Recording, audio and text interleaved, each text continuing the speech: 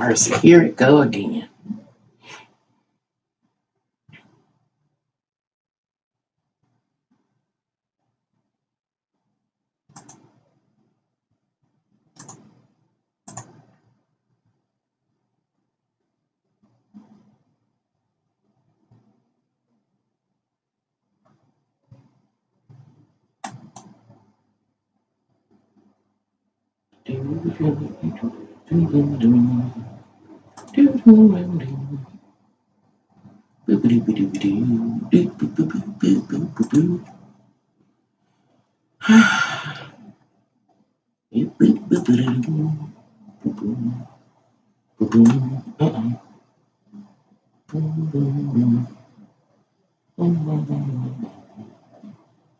I don't think I was all the way down here, was I?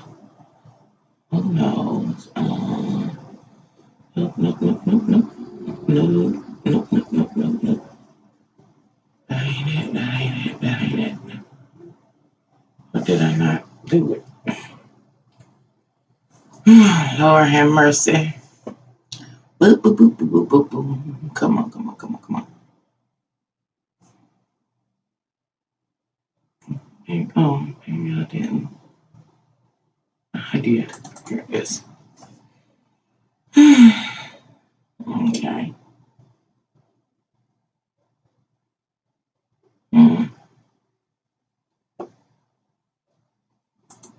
Okay.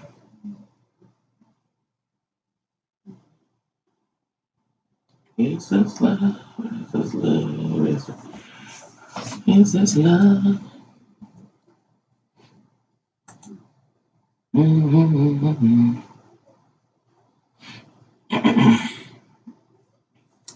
Boom, ba-da-da-da-dum. Dum, dum, dum.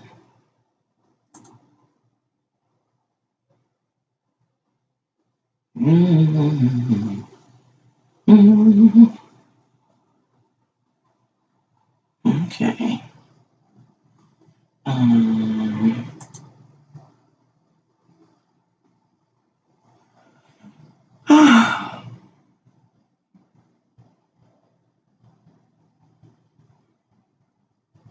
Okay. Oh, I want to do that one. Okay, I'm gonna come back because I want to do that. I want to do that, but I need to turn this off. Saturday. Come on, thing. Come on, come on, come on, come on.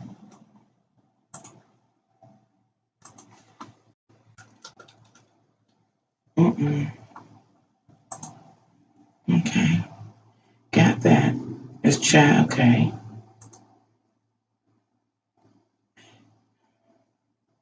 Okay. One more thing. Where'd it go?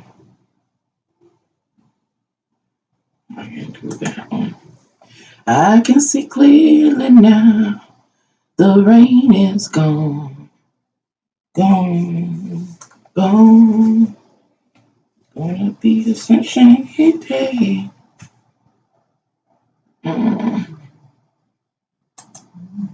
Bright, sunshiny day.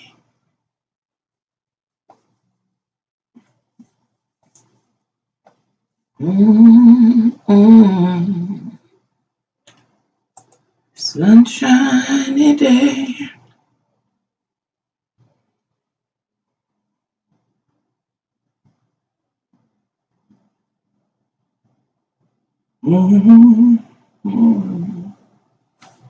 Sunshiny day. All right.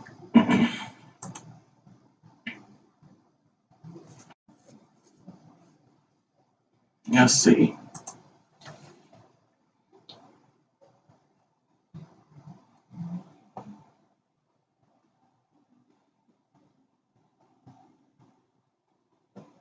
Boom. Now, how do I do it? Oh. Gotta find my page. Okay.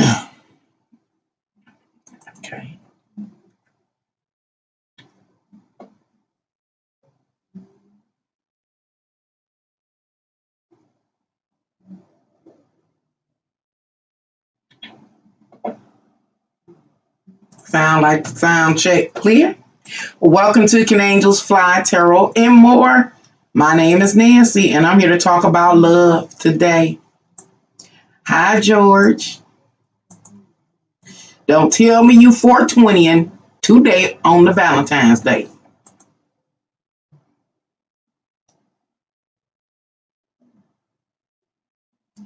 Tell me you ready. Tell me you ready. Because I'm in rare form. I'm letting all the fat hang out. I'm relaxing. I just realized it's Valentine's Day. It's 11:18 p.m. The day almost gone. I'd have made it through. No tears. There'll be no more tears. No more tears. Who's on that? Anita Baker? There'll be no more tears. I just realized it was Valentine's Day. I do think you can hear me. I think my sound check was doing good. Absolutely blazing up. George, come back to Earth. Please come back to Earth. We might need your help here. Hi, 1-2. Happy Valentine's Day. I love me and I love y'all. I hope today was a wonderful day for you. Let me tell you, I ain't thought about Valentine's Day today except for twice. Once when I went to the grocery store and I was like, I'm not going to cook. And my store has a little deli or whatever you call it. So I got me a fish sandwich. I came home, ate the fish, laid around. Ain't did much of nothing. I ain't even did me today. And then a few minutes ago, somebody made a comment on one of my videos and, let me know that they kind of just found me. And the video that they commented on, I clicked on and started watching. And it was talking about love and the law of attraction. And the video was published in 2017. And in the video, I was talking about how I had been out of my previous relationship for 2 years at that time. So that takes me back to 2015. So I started thinking, I was like, heck, it's 2021. It's been 6 years. I've been single, y'all. I didn't know that. A whole 6 years. I'm so happy. And what am I happy about? I guess I should have said it for those who are new to my channel. This isn't an Aquarius Rant. I can cuss, fuss, be belligerent, cry. I can do all that. Why? Because it's an Aquarius Rant. A matter of fact, it's a Valentine's Day Aquarius Rant about love. And being healed from heartbreak. Being healed from heartbreak. Being free and being liberated and being happy to be single. I love it. As I'm going to tell you, that last relationship, man, I thought I was dealing with a demon from hell. I introduced him to you ladies and gentlemen as the Joker. Because I always tell y'all, that's what my father called toxic men, the Jokers. That Joker. And so I used to talk about him and call him the Joker. That was a demon from hell. A demon from hell. And I finally broke free of that. Thank God. Thank God. When I say broke free of that, I'm talking about the emotional bond and the emotional dependency. It was insane. I was in love, baby. And I got to be PG, but y'all know what I'm talking about, right? And so when I started up the camera, y'all, I'm all over the place. This is an Aquarius Rant. I looked at myself. I said, dude, should I make myself cute? I said, I'm going on here on this YouTube live raw and uncut. This is raw and uncut. And I'm just as happy as, what is a slob day, stanky and everything. But I think about after I watched that little clip of that video, I was like, I've been single for a long time. And when I was coming up, I used to, run into older women that used to talk about when they were once married or once in a long-term committed relationship and how they, at the point in their life in which they're sharing their backstory with me and saying they were happy. They didn't want anybody. And when I was younger, especially my 20s, like, what? I was like, I don't want that. I really don't want that. I was like, I don't ever want to be like that. And I find myself in that space now. And I understand what they were talking about. understanding what somebody talking about, truly talking about, I guess you got to visit the space. Because when I was in my 20s and 30s, when I used to hear that, I was like, these women are wilding out. They lost their mind. Even men too. I've heard older men say that too. They've shared that with me too. They're not interested in being in a committed relationship. But it's not until you get into the space, and it just doesn't. It does not just have to do with like the dynamics I'm talking about. It could be even with a parent and child. The parent tell the child, you won't understand until you get older. And that is true. It's not until a child get older and start having similar experiences that they understand what the parent is talking about. And in that space, it's the space of just complete renewal. It's renewal, being able to see clearly. I feel so clear, y'all. I remember, let me talk about back in the day. Back in the day when I was in love. How this mother joker, I'ma be good, would cheat on me. Okay? And I would sit up and say, are you sure? That's all I can say. Are you sure? I ain't did nothing. You ain't did nothing. I ain't just see what I saw with my two eyes. Because, okay. Would cheat on me. And then lie about it in my face. You know, that was undermining my superior intelligence, you know. And I would be so hurt. I would be so hurt. I'm so happy to be free. I can even go back further.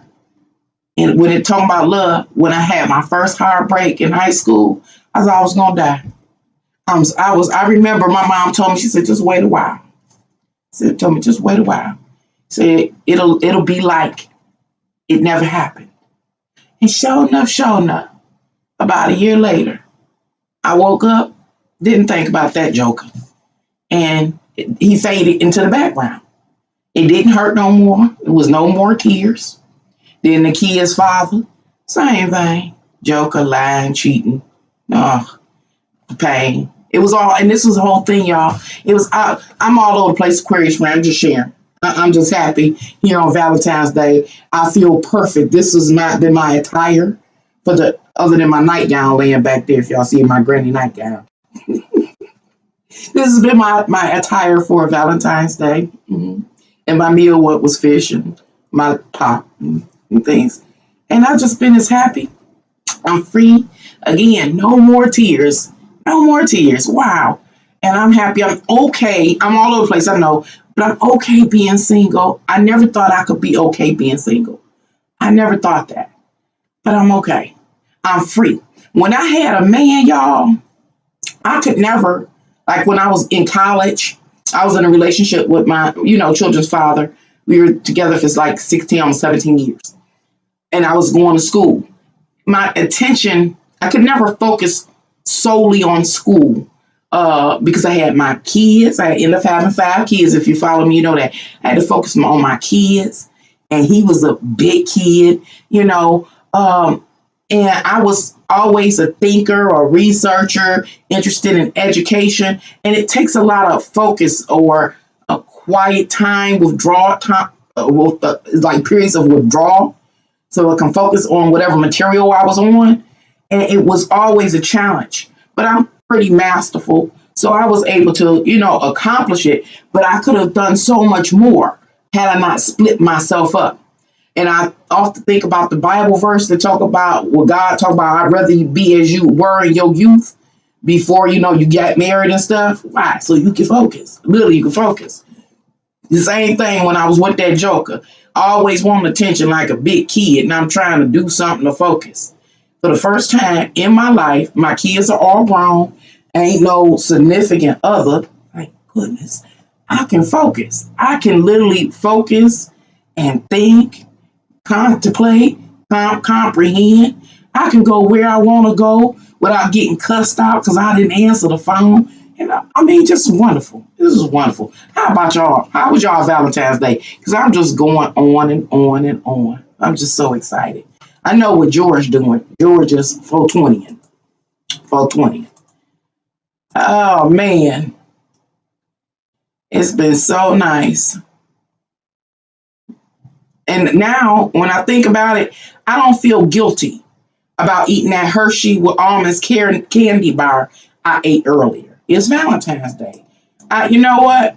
Everything works out for the betterment of the overall life experience. I'm fine. Because that Hershey with almonds, and for some reason, that Hershey with almonds today was so delectable. It was, Hershey's is the ultimate. And so that was my chocolate candy in the little hard box right out the Hershey pack. So I was just thinking about love and how wonderful it really is. It really is. But I think it has the potential to be much better if you got somebody that really love you the way you want to be loved, you know. But if it ain't the way you want to be loved, then it's not worth it. It is not worth the headache, not at all. And then the insult to it is after the relationship's over, even years down the line, the joker still be trying to call you and contact you. I think that's so crazy to me. That is absolutely crazy. George, is you in love? 1, 2, you in love at all? I am just here. What am I going to do? But today, what I was dealing with, I was trying to think of, I was going to make a live. And I was going to talk about some, what do you call it, themes attached to the Nazis and Nazi Germany and Hitler and everything. And so I do plan to come back and, well, in the next few days and do a video about that because it has a lot to do with what is unfolding in our world today. And I was like, I would really, really like to join forces with others. And I say that, again, this is Aquarius Rant, so I'm all over the place. Now you're trying to open secret doors. Oh, I got some secret doors for real. I've been all up in those secret doors, George. And so I want to come back and share what I've seen in the inside. But I'm going to say this. You know, I'm talking about love, you know. What do they call it? Twin flames or soulmates. No, twin flames. And I'm in this place now in my life. I would like to have a twin flame or meet my twin flame. And it's not for love. It's not for love and romance. It's about social movement, being with a like mind that have the same interests as me and pursuing, you know, trying to figure out a way to deal with the ills in the world, at least from my perspective and my location, because something has to be done, y'all. And again, I know I'm all over the place, but this is where my mind has been today. My emotions have been still. I'm jumping again.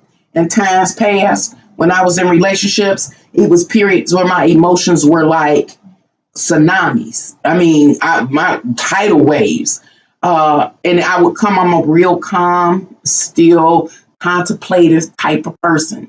And the other, for some reason, they got off on like antagonizing me. And it would cause those tidal waves. And then I'm telling y'all, I got a double-headed dragon. And then I would be provoked into aggression. It really got off on that. They got off on that kind of stuff, and I didn't. So that was the breaking point. I don't like all that. So, but I look back and I say that was a lot of time wasted. But I guess I needed those relationships to help me refine my understanding about myself. Because if it wasn't for a lot of what I went through in the area of love and romance and partnerships, then I may have never discovered, you know, like the double-headed dragon and what it was capable of, other the cohabitating spirits. Oh my God, that dwells in a person or can jump in a person at a moment. You know, all those kind of things I learned. I learned what people would do in their in hidden intentions and different things like that. And as a direct result, I learned about me. So I say today that I am ready for a twin flame. I really would like that. I don't know if I'm going to get it, but I would like it. And again, when I talk about twin flames, I'm not talking about a romantic partner. I'm talking about somebody of a like mind. Because I realize now at this point in time in my life, there are bigger fish to fry. Bigger fish to fry. And I wish, the wishing don't work too much, that when I was younger, I already possessed all that I end up learning from the life lessons that came later, throughout my life. I wish I was born with that, so I wouldn't have to go through that. So it would maybe have been more possible or probable for me to meet that twin flame so that I could be actively doing something in this world. I'm not going to try to make this a downer video, but I'm just saying we got bigger fish to fry. Bigger fish to fry. But it is what it is. And I went through what I went through. And now I'm here. I'm here. And I am so ready. I really am. What is this? Hi. Yeah, you the one that got me all amped up, Kingsley. How you doing? Manifest. I need to manifest this twin flame and help me brainstorm and a plan. Hi, Camille. How are you doing? Happy Valentine's Day to you ladies and gentlemen. Live and learn. Oh, I lived and learned and still living and learning. Thank goodness. Yeah, we all are. We truly are. And so I am, let me talk about love from a different perspective other than romance. Remember, I was saying a little earlier, I was like, sometimes you got to grow into a space. You got to live and learn until you occupy a particular space. And I gave the example of when a youngster doesn't understand their parent. And their parent will say, you'll understand me one day and you'll thank me one day. Because the child or a young person will be mad at the parent because the parent disciplined them or something. But the child just doesn't understand the possibilities that can occur as a direct result to what they may be participating in that might be unhealthy for them. But they'll realize that later on in life. And like in my case, when I was younger and the older women used to talk about how they were happy to be single. And I couldn't understand, I couldn't comprehend that. And I was not trying to invite that into my life. But here I sit 20 something years later, almost 30.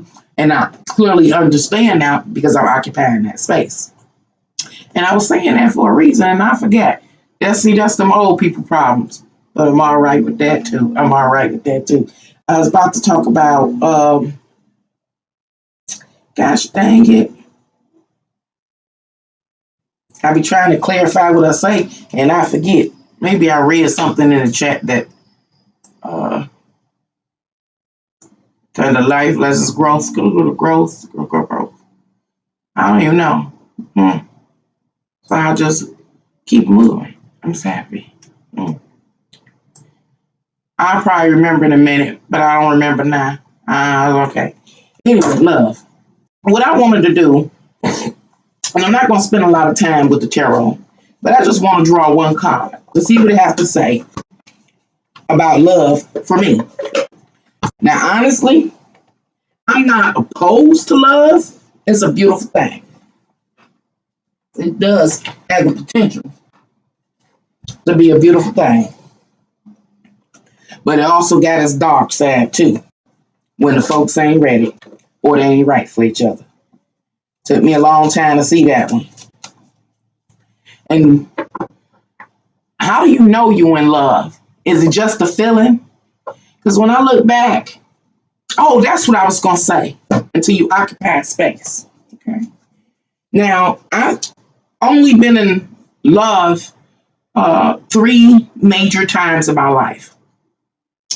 And they were all long-term, fairly long-term relationships.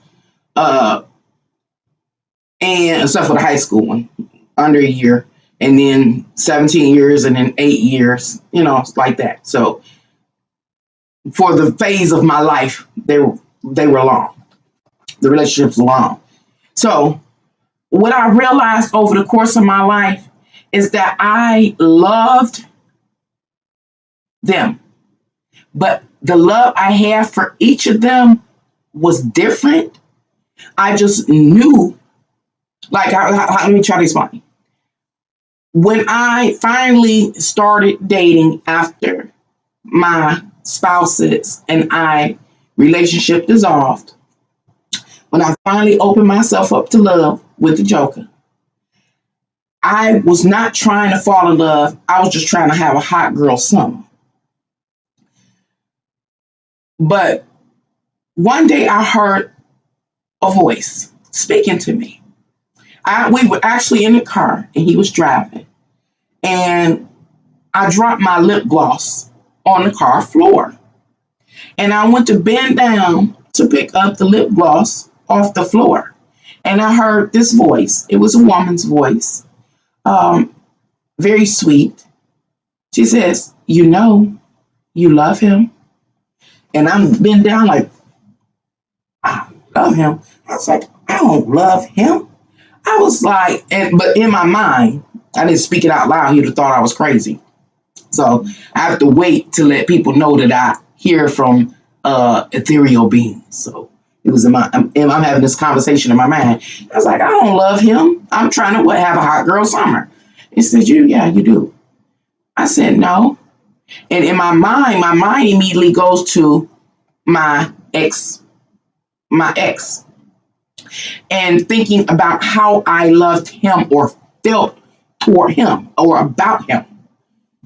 And she said, "No, the way you love him, you feel about him." How did she say it? The way you feel about him, it wasn't like that.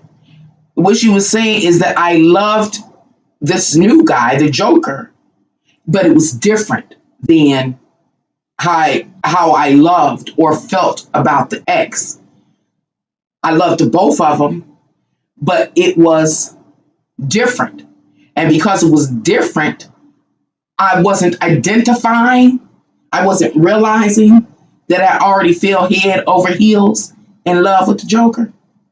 No. And so, please don't let me forget again. Come on, memory.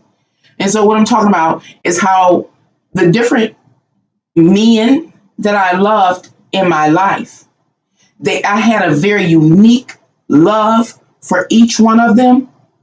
Every time I, tripped and fell in love with one of them, I didn't know initially that I was in love with them because it was different. And I don't really know how to describe the difference. They're different people, and so I loved them, I think, differently because I was, again, at different phases in my life. High school, you don't have a lot of experience. It's this kind of puppyish love. You're kind of going through this phase of exploration, learning yourself and all that kind of thing, and being, vulnerable with another person, So that type of love was unique, short-lived. And then with the spouse, 17 years, that's a long time to love somebody that long. And to go ride these emotional waves with them and them, it was different to have our lives intermingled on so many levels. And it was just, in that 17 years, a lot happened. Not just between us, but just between our lives, like people passing away, prominent people in each of our lives passing away, and how you be there to support a person, or like when one of us would achieve something, a graduation or something, being there for the other. And so it was all of these experiences. Young, still kind of young, beautiful, not having as many kids at one time, into having a bunch of kids. And so that was a whole different, unique love experience. And the whole breakups, each breakup was really different, although they all hurt insanely. And I thought I wouldn't make it through. I did. But all the breakups were different, like the young man from high school. I was so disappointed. I didn't understand, you know. But then when it came to the ex-spouse, it was like, you dirty low-life mother sucker. We didn't grew up from, young, and you betray me. So I was combative and angry. I was angry and I was mad in the mother sucker. How dare you? How dare you? And then this last guy, the Joker, that was 2015. So a long time ago, y'all. That Joker, the love there came at a time in my life when my kids had gotten much older. I had broke it off, and I do believe resolved at that time my resentment with my ex. And so I was, for the first time, free. I was interacting with a strange man I didn't know. You know what I'm saying? Now, my kid's father, the ex, we kind of grew up together. So we knew a lot of the same people. In high school, me and my high school sweetheart, we knew each other's, all our peers. But this was a new phase. That Joker phase, with the Joker, it was a new phase. How can you fall in love with somebody you don't know nothing about? You don't know nothing really about their background, their people, or nothing. And going through that whole phase of meeting them, learning who they are, their likes, their dislikes, learning their people, how they gonna treat you. I had gone through all of that. And it was seamless. And I had fallen in love. I had been romanced. My heart had been bamboozled. And I was gone. But when I got in that space, when I realized that I was in love, and that unique love, I was kind of free. I was kind of like, it was like somewhat like a breathless. I was like breathless. I felt more, I tell you the truth, I felt more beautiful, more desirable, desired. I was romanced, like I thought I believed I was supposed to be, even though that changed, but it was just this experience that was unique. It was different. And it changed me, and so I don't want a dog love. It had some hard, rough patches, baby. But I don't want a dog love, because it was a beautiful thing. And each love experience that I've had enriched me. Hurt me, but it enriched me. And it was good while it was good. And then that last breakup, just want to talk about the last breakup with the Joker. It was hard. It was heartbreaking. I didn't think I would make it. But I also felt that same way with the first two, But it was different. What was so different? It was like, oh my God, my hope is gone. That thing that led me to feel more desirable, free to live again, because I had been a mom then for 16, 17 years, multiple kids, divorce, feeling undesirable, being locked down in the home. And then my kids, again, getting older, and I'm getting a little more freedom and things. And he was my, knight in shining armor. How dare the knight in shining armor pick me up one day, ride off with me for 8 years, and then drop me off down the block and keep it moving. How dare he? And then let's fast forward to now. Why not? How after all them years, not the high school person, but the ex and the Joker call my phone. How dare they? How dare they? And sometimes I have to sit down and get with myself, because I do have an attitude, just because I personally feel like, this is an Aquarius rant and this is my feelings, that it didn't have to end the way it did, but teach his own. Teach his own. If y'all seeing anything, I ain't seen it, because I've been running my mouth, being free. You say, I'll get back to it. Wow, that was long term. What, the almost 17 years? Yeah, it comes with time to realize love. It does. Be careful with your words. You said your last guy. You said your last guy. I'm not understanding what you're saying. I'm gonna be careful, because let me tell you, I remember before I met that joker, I was sitting in my car and I said, I'm talking to God. I said, God, I'm tired of being alone now. I said, but I'm going to get real specific.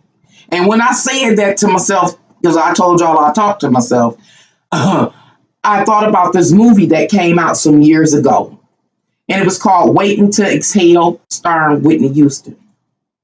And I think in one of the opening scenes, she says, I got real detail with God, somebody. And so she said this prayer for a mate. And she got real detail. So I was like, ooh, you know, I'm going to do what Whitney Houston did in that movie. And I sat in that car and got real detail with God about the kind of mate I wanted. And when I say it wasn't a 30-day turnaround before that gallant knight in shining armor popped up, it was answered. And that sap sucking joker regurgitated everything I had prayed. So you better protect your prayers. That's what I'm saying. Regurgitate everything I said. I prayed for and pretended to move on it. It was kind of distorted. Keep running your mouth, babes. Look, I ain't.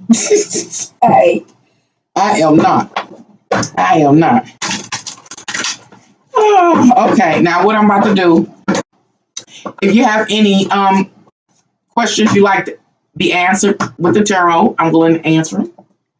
But right now, I'm about to pull a tarot card for me to see what it got to say about some love. But before I pull a tarot card, I got to talk about self-love. Self-love. It's never been a time in my life that I have felt like I did not love myself. This is something that I still haven't rectified. And what is that? Is that I've had people say to me that I don't love, I have in different phases, I don't love myself or I love somebody more than I love myself. And I could never, ever, ever understand that. To this day, I don't understand that. However, self-love. I'm 51 years old. Let's say I became conscious of intimate love, or I guess it's kind of intimate love, when I had my high school love affair, whatever you call that thing, like that, you know. So I was about 16 or 17, about 17. When I think back then, how I felt about me, it was like somewhat like now, a little different, a little different. Like I loved myself then, and I always have. But now it's like I have a more intimate, just like with the dudes from the past. I have a more intimate relationship with myself. That's to say, I think I know myself better than I did them. How I'm 51. Was that 30 years? 33 years ago? I know myself more intimately.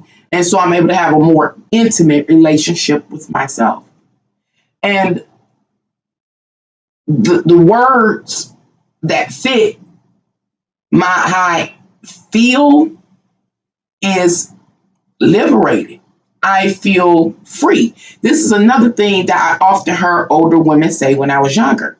They got in this space where they felt like they could be themselves. I'm gonna give you an example. You know, I got to offer TMI. I remember my mother even saying that she was okay with being single. I was like, this woman tripping. You know, again, I'm young when she's sharing that. And she told me, she said, I got really sick and tired of being up before my mate and, you know, making her whole face up, you know, getting her makeup, hair, and everything together to be flawless when her mate opened their eyes. Since I did it for years.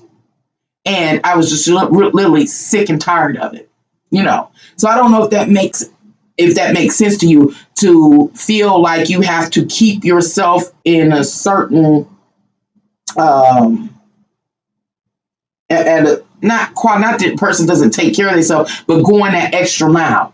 Could you imagine? And I've met a few women of different ages, down through the years, that when I say they go that extra mile, as far as they always like got a girdle on, they always got their push-up bra on, their hair is flawless. I'm talking about they trying to sleep flawless.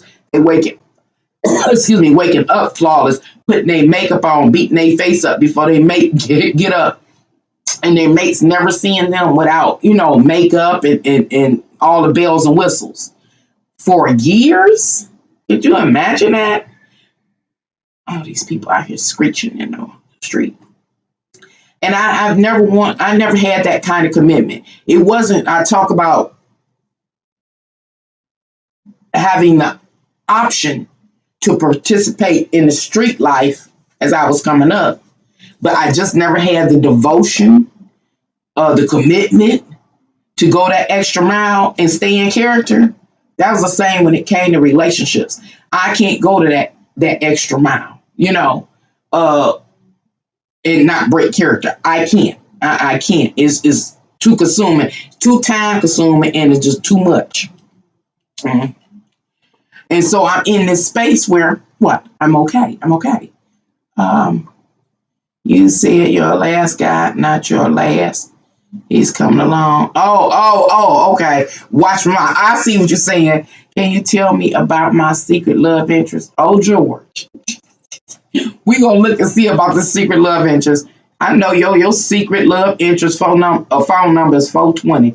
When you talk to yourself, when you hear yourself, that's a part of self love, and that's a part of self love. Being able to really listen to yourself.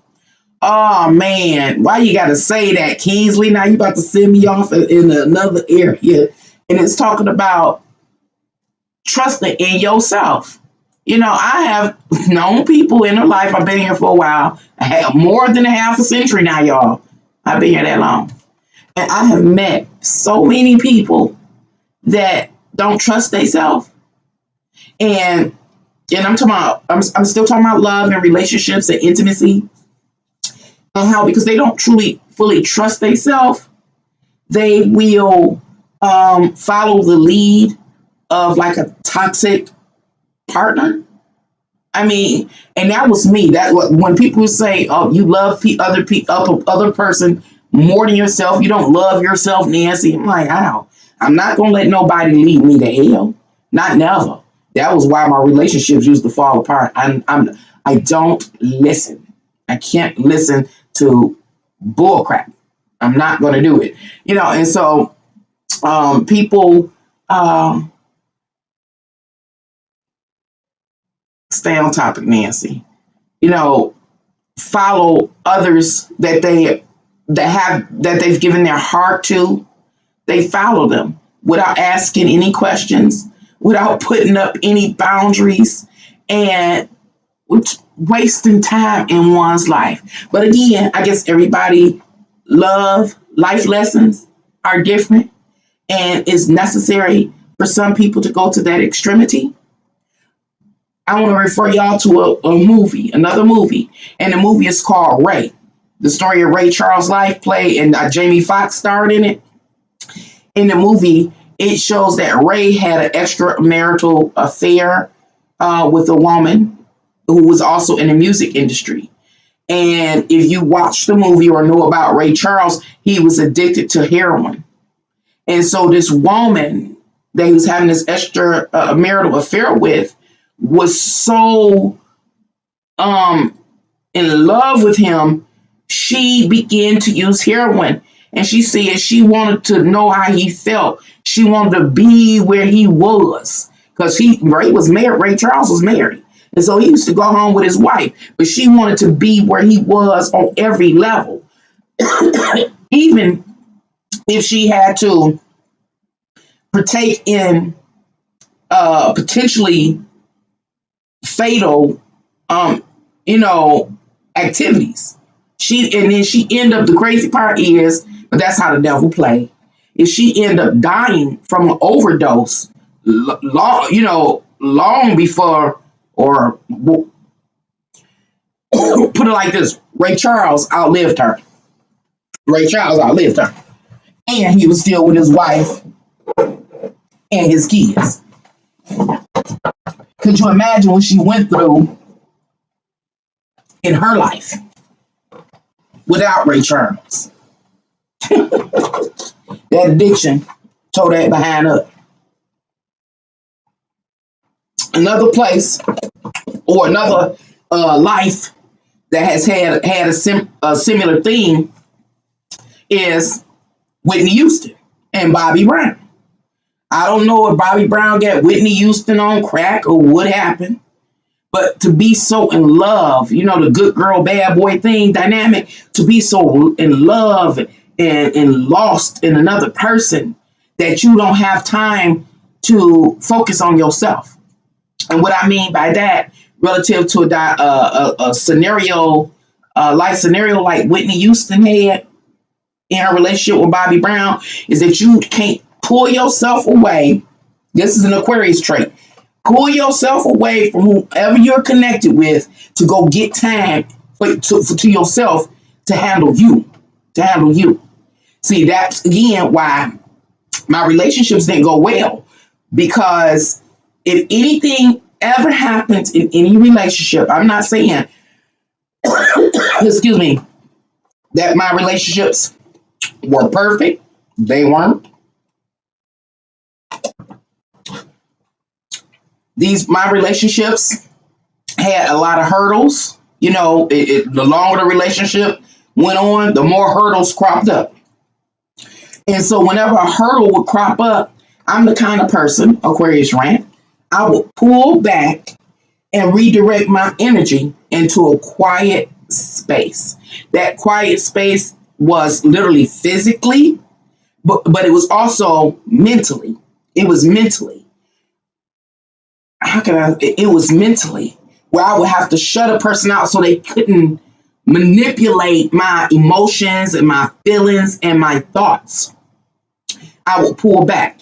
I wouldn't call. Let me tell you about how bad I was. It was a phase I went through in my 20s where my children's father wouldn't come home. And I would constantly call him, call. And he hang up. It was tickling his fancy. And I was like, I stopped. It's always been this console or something consulting me in every aspect of my life, including love. And it told me, hang that phone up and don't pick it up again. If you have a problem, this is how it talked to me. If you're having a problem with your control and controlling yourself or your impulse control, however it talked to me, it was something like this.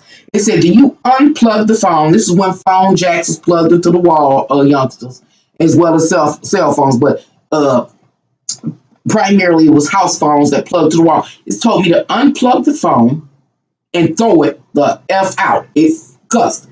Throw it the F out. I've always done my own hair. And so I remember wanting to call him again. I just wanted to cuss and fuss. But I had kids, so I had to sit at home. I'd be ready to fight. But having kids, you can't do all that if I'd be ready to fight. And so my response was to King call, like, bitch, what? I didn't make it. When I get, I'm all, it told me, don't you pick up that phone and call him no more. It said every time you do that, number one, he getting off and is lowering your self-worth. You're lowering your self-worth to yourself. This is how the spirit talked to me. It says, so if you have that urge again to call him, before you do, you get up, you unplug that phone from the wall, wrap the cord around and take it outside and throw it in a dumpster. And it told me like this, you don't get a phone until you get some control. Swear to God. That's how this spirit at that time was talking to me. And sure enough, I'm sitting in the mirror. I had a closet with a full mirror. And so I'm sitting on the floor, braiding my hair. At that time, I had my own little hair, little old aged in it. So I'm sitting in the mirror on the floor. I mean, sitting on the floor in the mirror, braiding my hair, and the impulse. I tell you about spirit that move. Spirits that move inside a person jumping. Spirit impulse came to call, do that compulsive stalking call, and it said, I want to do it, and it said, "What did I tell you?" I said, "Okay, okay." And in that moment, I got up, unplugged the phone, wrapped it around the phone. Went outside. It was late too. Threw it in the dumpster. When I say following the advice of that spirit, broke that compulsive emotional response I was having, experiencing because I was being triggered by his activities, his behavior toward me. But that spirit, the way it counseled me through the years, broke that. And that wasn't the only time. The ways I found out, this is why my partners did not like me. Let me talk about spirit. And y'all pay attention, especially young folk. The way I found out either one of my significant others was cheating was because the spirit talked to me. And it would tell me a time and a day and a place to be and tell me, "Hey, I want to show you something." And sure enough, it would tell me what time to get myself together, what to put on, what I need for the event I'm about to go to. And it could just be I'm walking to the store, wear gym shoes.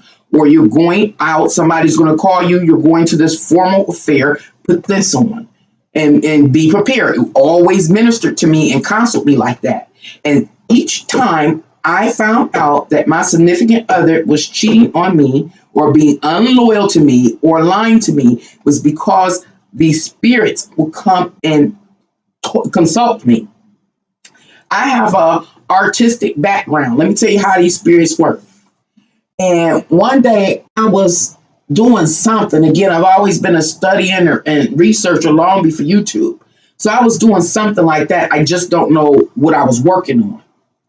Anyway, all of a sudden, his spirit hit me. One of those spirits that talk. But this day, it didn't talk. This was in the year of 1998. 1998. And I remember it was a beautiful day. And I'm sitting in the kitchen and I was doing something. And the hot table was full of papers and stuff. And I just got up. I hadn't heard a word, but the spirit was moving in me. I got up and I walked over to my kitchen wall and I started drawing. That's why I say I have an artistic background. So I just started drawing.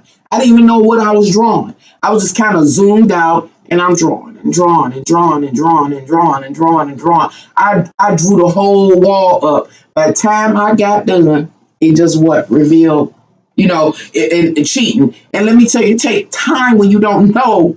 Like, I'm going to say this. I'm 51. I can't see my chat right now, y'all. I'm going to come to it in a minute. I'm 51, so I'm more than a half a century old. And so in my early years, I don't know what I'm going through, y'all. All I know is I hear these voices or these spirits or these entities talking to me and directing me on different subject matters in life. Nobody else can hear but me. I'm the weirdo.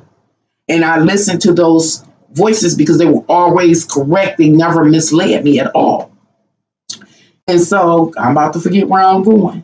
And so all I'm trying to say is all them years, I didn't know what was going on. So even when this experience happens in 1998, I'm now mind you, 1998, I'm 29 years old. And so I'm like, what's going on here? This was after the fact, after I done drew up the whole wall. And I done sketched all over the wall. And I sit down,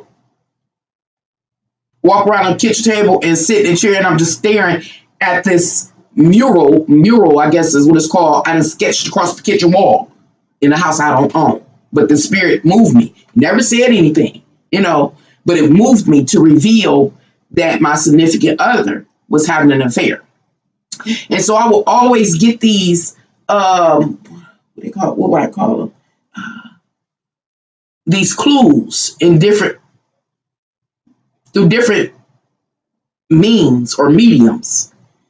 And so at first, when like in my younger years, I would like, I would know what they mean. So like having a gift of interpretation of symbols, energies, vibrations, literally hearing entities tell me stuff. It would always try to tell me ahead of or not ahead of time, but right on time. And it was up to me to accept what it was saying to me. But each time I would not accept what I knew it was saying. And eventually the spirit would come to me and say, hey, Nancy, I need you to put this on and be out the door at this time. And you're going to this place. I got to show you. Now I done gave you all of these clues. Now I got to show you. Show you. And so, I forgot what I was talking about, y'all. I talk so damn much. I'm about to consult the cards in a minute. I'll get back there in a minute. I'm talking about love now, y'all. I'm talking about love. Let me see where I'm at. Okay. Hi, Nancy. Happy holidays. Happy Valentine's Day. Media pollution. Stay natural. Well, this is all natural. This is it. My secret interest is 420. Oh, look, don't bag me. Don't do it. And rest in peace, Whitney. At least she partied and enjoyed her life. So I just don't want to go. I don't ever want to lose myself in a person like that. Oh, I think I was talking about those type of experiences I've had because the only way that I could participate in those, with those messages and receive those messages was for me to withdraw from my real physical, real time experiences. It didn't matter if what was going on in reality was good, bad, excited, if I'm broke or rich in a moment. It didn't matter. I always had the capability of breaking free of whatever was going on in order to receive those messages, or what people call here on YouTube downloads. And it helped me stay free from being overtaken by others or allowing another to control me through my emotions, by my emotions or something like that, or desires or something like that. Because I told you I had one that thought they had me by desire. I sit on it. And Nancy, so I'm transgender, male to female. My love interest is male and Caucasian, and I was not looking for it at all. I used to beat up like boys, all the BS. I was not looking for a daddy, a zazzy. You were not. What you gonna be by yourself, George? I'm confused. I got to see him in person. Oh, okay. If it's real, that won't be until 2025. If not, keep on trucking. Oh, wow. Okay. Keep on 2025. I can't say nothing. It's been, 6, 7 years? I ain't gonna say nothing. 2025, only, 4 more years. You can do it 4 more years. I remember that, George. Do you have a vision board? I have one. I don't have a vision board right now. I don't think I have one. All my visions, y'all, I don't know if you ever watched my video called The Jinky Genie. My vision boards all came true. And I did a video on here years ago talking about the Jinky Genie. Kinsley, I'm also a martial artist. Kinsley, who I have sex with doesn't determine or diminish my fighting abilities. Look, George, Kinsley, is you, be nice, Kinsley. Be nice. Look, George is a martial artist. Look, let's get into these cards. But yeah, the vision board, everything I can't talk about right now. There are up to date. I have an up to date bucket list, but it's not extensive. Now, in my earlier years, I had this extensive bucket list, George, and everything that was in that bucket list has been fulfilled in my life, but again, failed by the Jinky Genie, which means it was always some twist or catch 22, that existed in connection with the fulfillment of those wishes or desires in my bucket. But I had it. I cannot say I did not have everything that I wanted. I can't say it. At least not yet. Not yet. Okay, now I'm about to pull this here tarot card. Just one. Just one for me.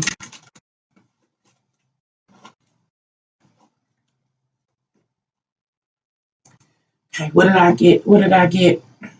Wait for the computer to catch up. Hey, it's taking a long time. The Queen of Cups is what I got. I feel that. I feel this. This is my card, y'all, for Valentine's Day. The Queen of Cups. Let's talk about the Queen of Cups relative to me and love.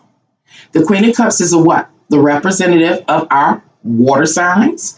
Our water signs are Cancers, Pisces, and Scorpio.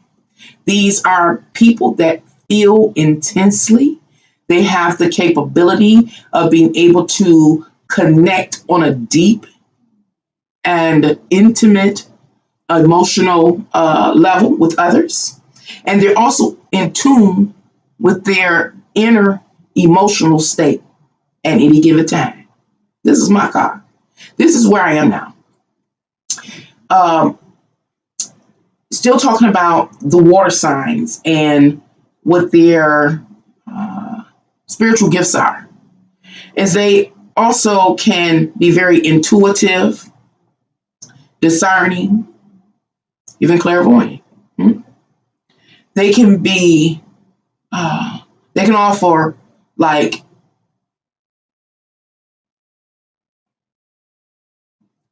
divinely inspired emotional support to others. They are like family oriented, comforters, healers, etc., etc., etc. This is me. Now, the Queen is a feminine card, so are all water signs feminine. So this suggests that I am, and a person like myself, is very receptive to all that takes place, or is within the immediate environment, within my immediate environment. Meaning I pay my family attention, and I know where they are, each of them on an individual basis are emotionally. I know if they need somebody to talk to, or a hug, or some type of extra care. I know if they could use what do you call it, a little favoritism every now and then. I also know where my neighbors are emotionally. I know, like, if a neighbor is upset. I know. As I move in and out of my community, I'm aware of the emotional vibrations that exist and why they exist. I am the Queen of Cups.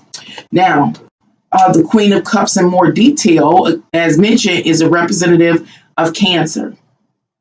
And so what's very unique or specific to Cancer, it's about being emotionally, again, having a healthy emotional state, being able to care, to nurture, but it's in order to care and nurture others, you got to first care and be able to nurture yourself, so this is what the Queen of Cups represents. And so having a Queen of Cups under Cancer being able to cook a nice hot meal. Oh man, in this line up, people come over my house and they sit and eat. People have evaluated or made a judgment about my space or my home and visiting. And they say when they come over here, it'd be so comfortable, they just feel like they at home. And they eat. And a lot of people say I end up eating over your house, but I've never eaten over anybody else's house. And it says it's always it seems like you cook and with love, that kind of thing, and we eat together. We eat as a family in my house. And so that is one of the traits associated with Cancer, having a bed available when a person, needs a place to lay their head, or being able to allow somebody to, come for comfort, or having this sense of security just because I'm present. This is me, the Queen of Cups. I like this. Let's talk about Scorpio. Ooh, I'm Queen of Cups, Scorpio. I am intense or intimate, mysterious even. Check this out. I'm Queen of Cups, mysterious, or this obscured aspect to who I am, which you may not see at first glance, but can only experience when you're within a close proximity to me and you are dealing with me intimately. You find out that I am skillful with the occult. I'm skillful with tantric sex, things like that. You see what I'm saying? I am the Queen of Cups. I'm also very deep, and I can assist a person in going into their psyche, those kind of things. I am the Queen of Cups. Excellent card. Excellent card. And so what am I talking about now? Remember, I'm talking about love. This is my Valentines, Aquarius Rant. I'm talking about love. And we're talking about that I'm love. This is my love. And this is all that I have to give, and my overall essence when it comes to love. Everything I just been talking about. So I can get real intimate. I'm also trustworthy. I'm quiet. And that moves from Scorpio to Pisces. The traits of Pisces, I'm quiet. I am spiritual. I am intuitive. And then it's also about faith with Pisces. It's this faith that love will ultimately, allow myself or any other that comes for consultation from me or comfort from me, that love will help resolve the issue, or at least get a person, include myself, on the way to what? Healing. I like this card for me, the Queen of Cups. I accept. I'm all that in a bag of chips. But isn't that nice? This is a Valentine's Day, the love day, and I get the cup card that represents the heart, the symbolic for the heart, and love and compassion. Oh, that was beautiful. Can't make these things up. Let's see. I practice Filipino martial arts, and was it my Thai? A little bit, very little MMA. And the MMA is the rough stuff. That's wrestling, ain't it? Remember, I told you, Nancy, I was training us, trying to develop the punching and speed power of the mantis shrimp. Is coming along slowly. It's coming along slowly. George, tell me, how's you mastering your martial arts and you laid back? How you be laying back like that? But the catch is, it is painful. It's painful. Oh no. I can't do nothing that's painful. I did some Tai Chi. That's as much martial art or as close martial art as I got was Tai Chi. And it wasn't at all painful, George.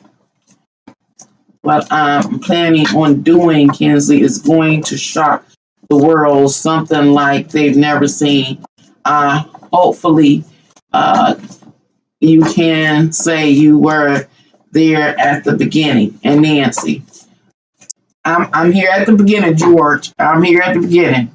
I can't wait. As long as you ain't punching me, that's all that matters. You got the MMA, another professional like yourself. Okay, George, let's talk about the secret love interest of yours. I keep wanting to sing the theme song from Love Boat. Mm. George, your car flew out.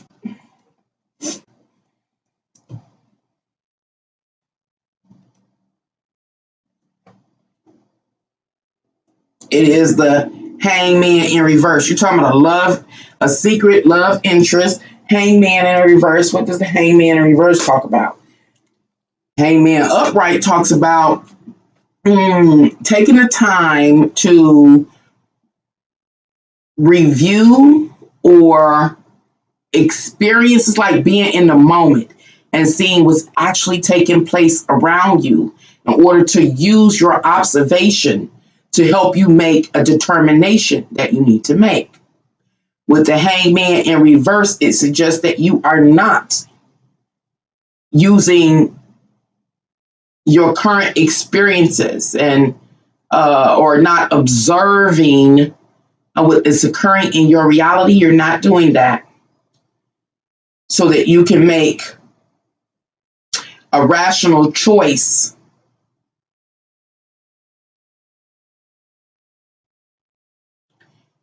George, you missing something. Now, this chat does not always uh, convey our communications well, but this hangman in reverse suggests that it's like at this point in time, your life relative to love and a secret, significant other, secret love or some interest that you're not paying attention. Either it could be somebody around you. Have I said this to you before, George? It almost seems like it. Or I'm having a deja vu. It seems like it's somebody around you already that may be interested in you and you're not paying them attention. It's almost like you're overlooking them. It's like you're overlooking them or something. That's what it seems like is going on. And it just really seems like I said this to you before, and that had to be, wow, that would have been last year or maybe even the year prior. It seems like I recall that seriously. And if that is the case, that this is a repeat message, this person is still around you and you're overlooking them. This somebody maybe you're put in a friend zone or something. And because you're not even, acknowledging their existence or and whatever's going on, it seems like it's like in their behavior, how they interact with you, that they're trying to tell you that they are interested in you, and you not picking up on it, and so you're not. How can I say this? You're not analyzing them to even decide if this is somebody that you would be interested in taking a chance with. How can that go? Like, they're there, you interact with them, you have interacted with them. Again, I think this person has been in your life at least the last 2 years. Within this last 2 years, I know, because I think this is a repeat message. And you're ignoring them or overlooking them. I'm gonna give you an example of what I mean.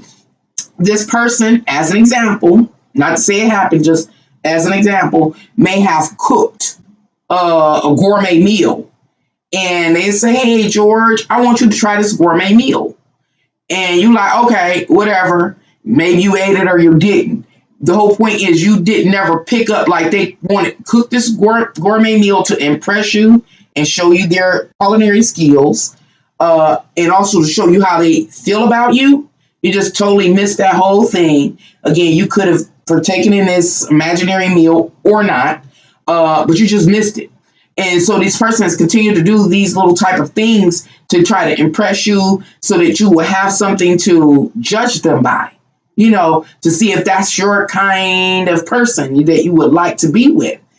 Continue with that example. Like, had you noticed that they went out their way to make this gourmet meal for you, you be like, okay, well, I know that they cook gourmet meal, and then you taste it, it's like, ooh, that tastes really good. It's the kind of food I like. Ooh, your love language might be so attached to food and consumption and sex and things like that. Ooh, this person is into that too, and you start looking at them differently. Like, oh, you start feeling them again. It's that process of like falling in love or beginning to pay someone attention. Yeah, let me know, George. Did we talk about it? The 420 is calm me down. Oh, it calms you down and it helps me focus more. Otherwise, I'll be sitting up until 4 in the morning. Really? A lot of people say that it calms them down, but they're able to still be active.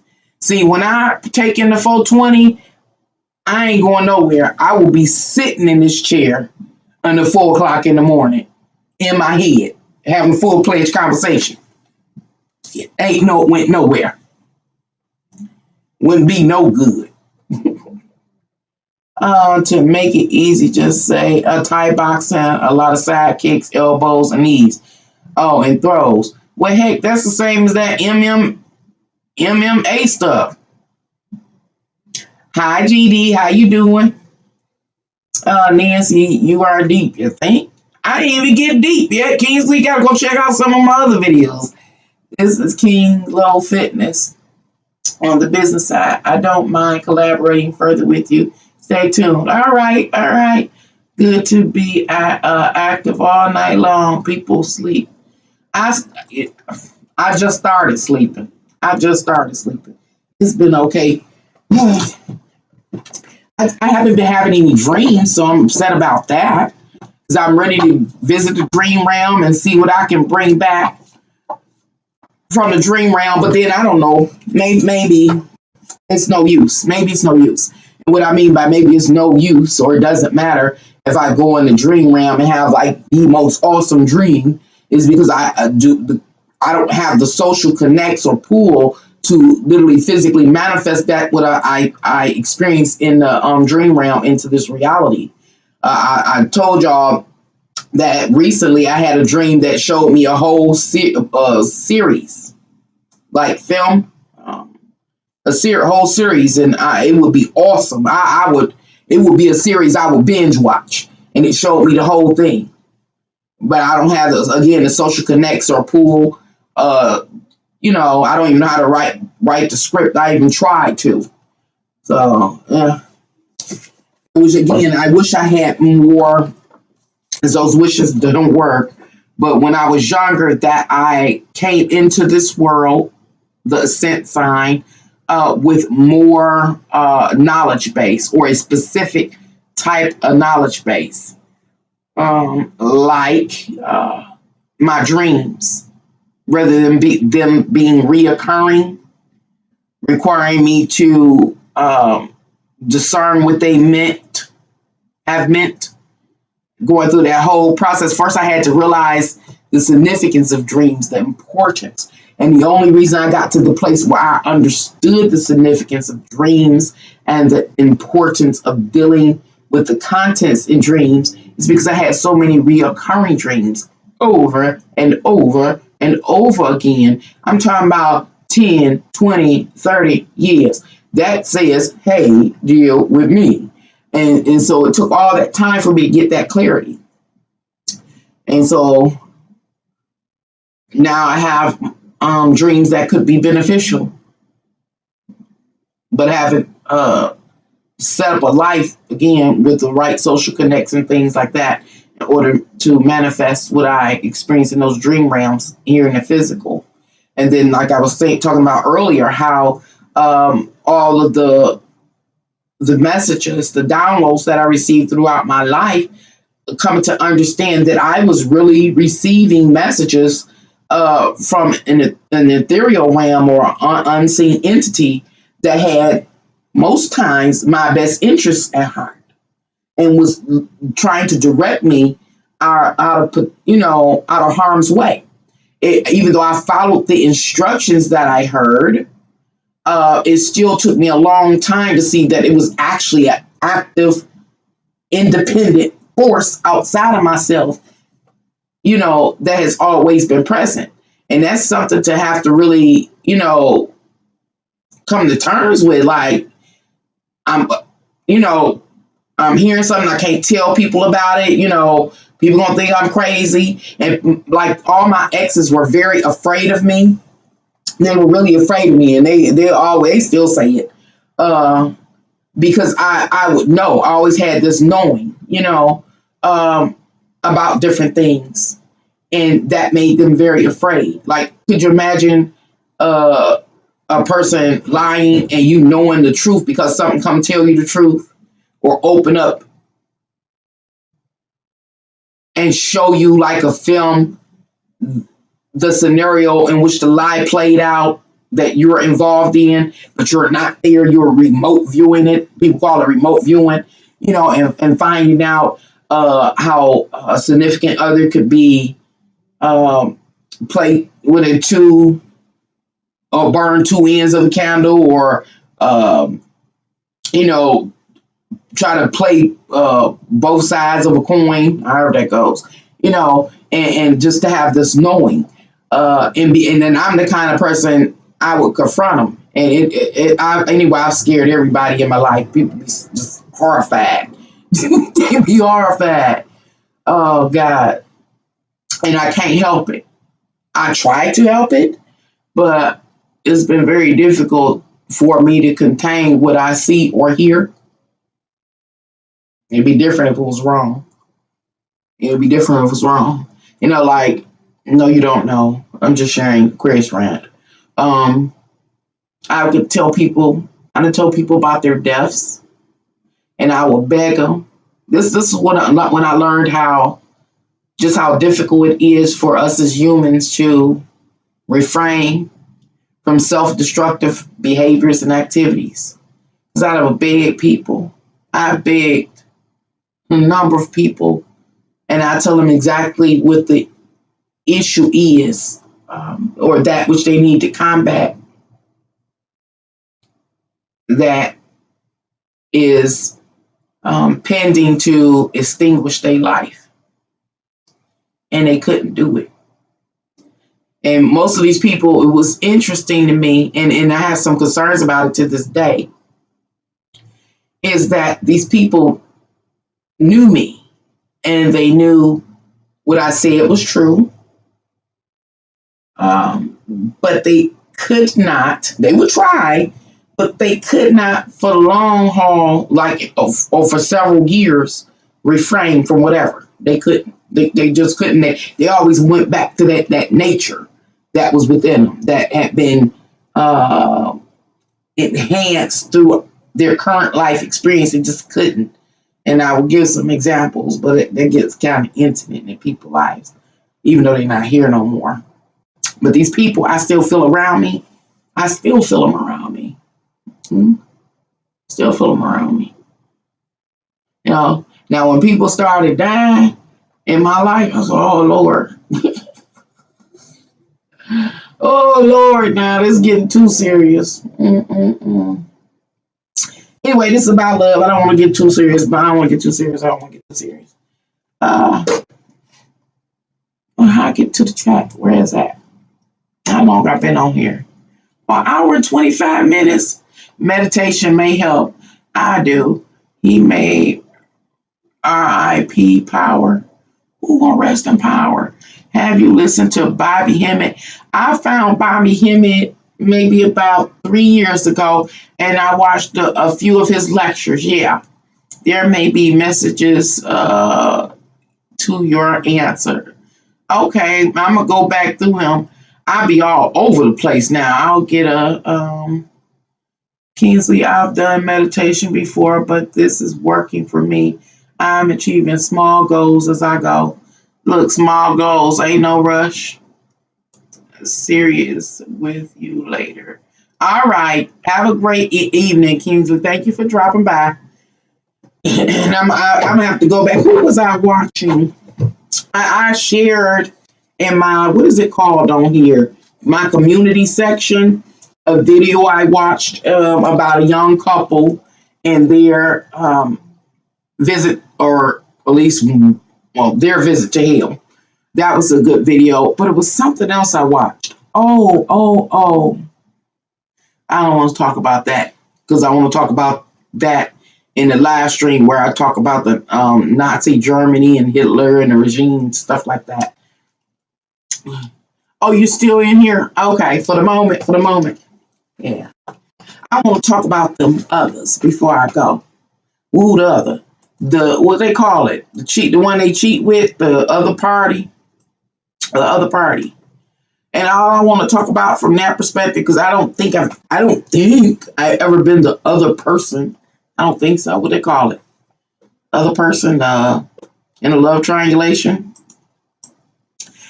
I just remember when, after all was said and done, when I say all is said and done, I'm talking about after I done received all the downloads, moved to see the light, and then it manifests in reality. After all that's said and done, and then it's finally a face of the other, of the opponent. That realization, that moment, that it's supposed to be somebody as fabulous as me. What? That moment is that I knew that it wasn't just me that was going through it because of being caught in that triangulation. I think with my first relationship, I went through a phase where a person probably could look in my eyes and see that I was sad. But again, I always had the saving grace. I am so thankful for the saving grace. Even back then, I was like, I got something a little extraordinary going on here. I got some extraordinary. I always had this, again, this confidant, this comforter, where I can't say I don't know, because I ain't in another person's, vessel, if everybody has that. And that's one of the things I'm wondering now, do people have what I have but don't realize it? Or is it that all people don't have what I have? I don't know. Oh, Lord, I thought it was my video messing up earlier. It's my TV or laptop about to go out as glitching. Oh, Jesus. Holy. Anywho, I say that because when I think back to those others, the competition, I just remember seeing in their eyes this sadness, this lostness, and that whole love triangulation thing sparked competitiveness. And that's what I'm talking about, competitiveness. Battling to be the one that a person chooses to be with. When in fact, I learned the hard way, a person doesn't have to choose to be with one person or the other. They don't ever have to choose. It's up to you to choose, and that's what I ended up having to do. I had to choose, But I remember going through this phase where I was in that competitive mode, trying to win this person over through trying to look my best. I can't stay in character. Another way I learned I can't stay in character. Can't do it. Trying to stay in character. A lot of people do it nowadays. I'm sure men do it as well, but I see it happening amongst women where it's, again, this competitive, this compet, com, this competition that takes place when there is a love triangulated relationship. And women I have seen, and including myself, have competed in this manner. Some women pay or finance a relationship. Some women try to stay trendy, again, without breaking character, having, the top trends in fashion and cars and things like that, because it lose or gives this image of wealth and prosperity and being blessed, in life. Because everybody is not, quote unquote, physically blessed or experiences prosperity. And so if you're in a competition, a heated romantic competition with another, if you look like, and if you can um, hold your character, your role, and look like you're the one that life, I'm talking about life, has selected to bless, that is in your birth chart for you to be blessed with the fly cars or the trending new automobiles every couple of years, and you got the best hair, whether your hair is naturally long and velvety, or you buy it, and and you dripping with sex appeal. It's this competition that just is perpetuated in that love, those type of love triangulated relationships. So it's a time period where I was like, and this had to be before 19, I lose track of time all. Okay. This had to be before 19, oh no, 2000 and, no, I'm getting along, 2005, years before that, sometime before that, between the late 90s and the early 2000s, that I had this awakening or this realization is I'm caught in this love triangulation. I am so in love. I believe in family staying together, and I'm making up all kind of excuses that he and I got together so young that, he's kind of just trying to soar his wild oats. We've been together since we were young. I'm making all these excuses. I find myself in this love triangulation, and I was like, I realized, I feel like I'm in a competition, and I was like, I don't compete. I don't compete, because you got to remember, this voice has always talked to me. The one like that told me to get rid of the phone if I couldn't control the inbox. No, get rid of the phone. And so I'm to this point where I don't compete. I don't compete. And I had to sit down. I remember sitting down myself talking about, okay, you did this, Nancy, and you did that, Nancy. And did you notice that that other person did this and they did this? And you're in a competition here. And so when I realized, and I'm sharing this because sometimes people don't realize they're in a competition when it has to do with relationships. And that can drain you. It can drain all your resources. It can drain your finances, your energy, and your youth, and your beauty. And I just remember saying, I don't compete. I'm not going to compete. She can have them. I remember that. And I remember these moments of realization and release. The R&R, realizations and release. She can have it. I'm not competing. That drives them crazy though. Then you got to be prepared for the next level, because then they gonna level themselves up to try to get you back because you're rejecting them. So anyway, I just remember that. So I'm just saying, hey, realize if you're ever in a competition, because it just, again, it exhausts so much precious time, and we only have so much time in this life.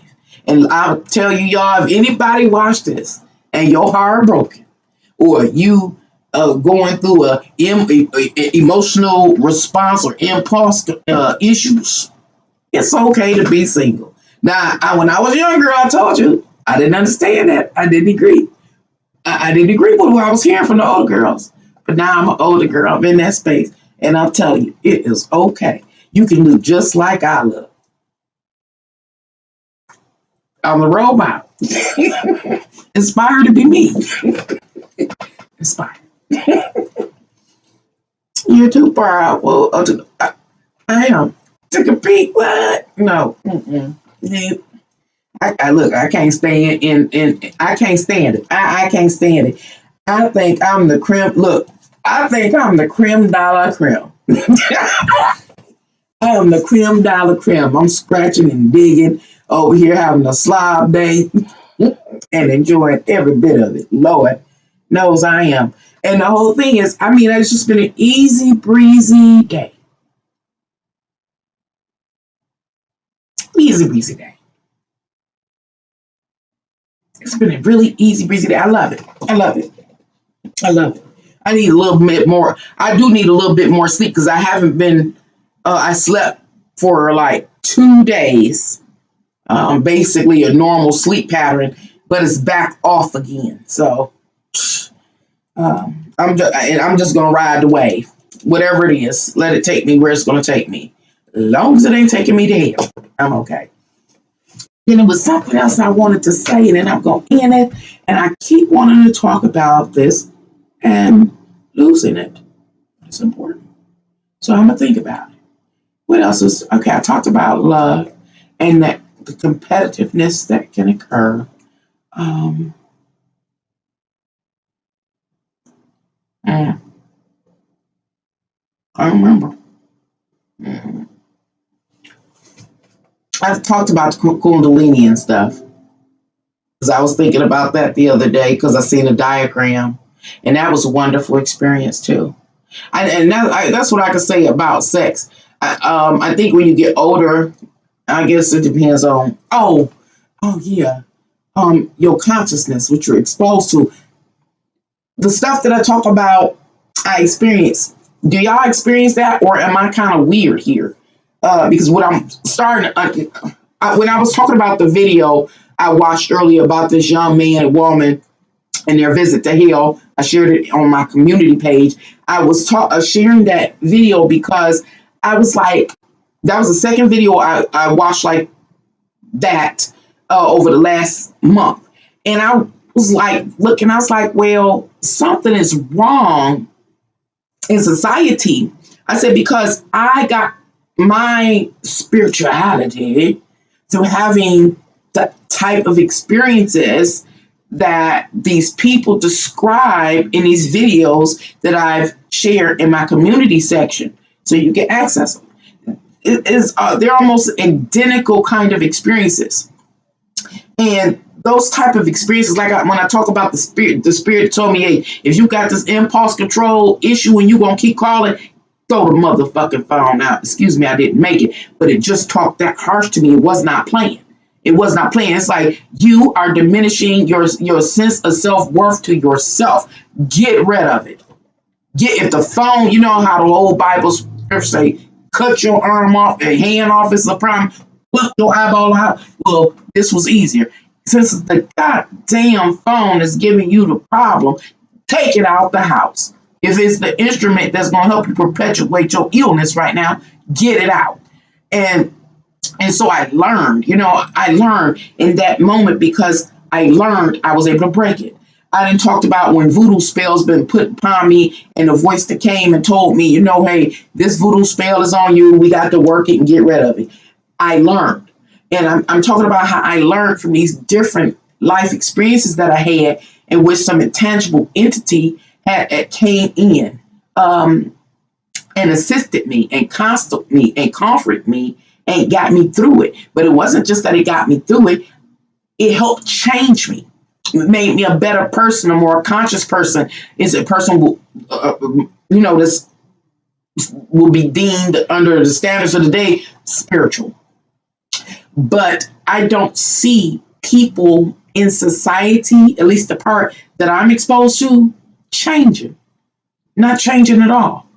And so I have concerns. I'm wondering, again, what I've experienced over the course of my life, is it unique to me? And it's not to say it's not offered to everybody. It's not offered to everybody. Or are people missing it? Are they ignoring it? I wonder. I was talking about the people that I have, what do you call it, prophesied to or foretold about their death. Well, before foretelling them of their death, for years, I would be foretelling them of the corrections they need to make and giving them a receipt. Y'all know I be on here all day long talking. Well, I would give them receipts. Of course, my conversations with them wouldn't be that long. Plus, they already knew me. Giving them receipts, showing them, hey, this is what it's saying. What's saying? The life and the spirits are saying. Say, hey, correct this, otherwise, your time is up and at this point in time. And not being able to do so. And I wonder, I'm ministering to these people that I've been led, whomever they were, to minister to in their life. And I wonder, did they again have access to what I had access to, but missed it, or did they not have access and so they were never reformed? I was reformed and reproofed and beat up by spirit, and so I wonder that, because again, that which I'm witnessing as far as society and behaviors and activities and different things like that, and the beliefs, it doesn't seem like everybody has access to what I've had access to. It is, I guess, so possibly select people, or people are really ignoring these messages, their own personal, intimate messages with these various spirits and entities that are benevolent and trying to, Christian talk, deliver them from their sins or something like that. I forgot what I was going to say. I talk so damn much. Mm, mm, mm. I don't know. I don't know how. I just can't imagine. What am I talking about? I'm talking about this video I watched about this couple that went to hell. You got to watch it. They had smoked some weed, y'all, and they went to hell. And that's the second video I done watched where people talked about going to hell. Now, I done smoked weed too, and I done been some places, but I can't say I've been to hell. But in I think it was the last two videos I shared about somebody going to hell. It was one woman. She went to hell, and it was this couple. They went to hell. At least one of them went to hell while under the influence of marijuana or THC or whatever it is. And they learned. That was the thing. They learned, and they changed their ways, at least a little bit. Can't nobody perfectly should change a little bit. And over the course of my life, I learned. I changed my ways, at least a little bit. While I'm on it, might as well talk about the marijuana. So, I smoke marijuana. If I want to smoke something now, I would. I just don't have an interest. But when I was watching that video and I heard this couple speaking about their experience, and they, at least the male wasn't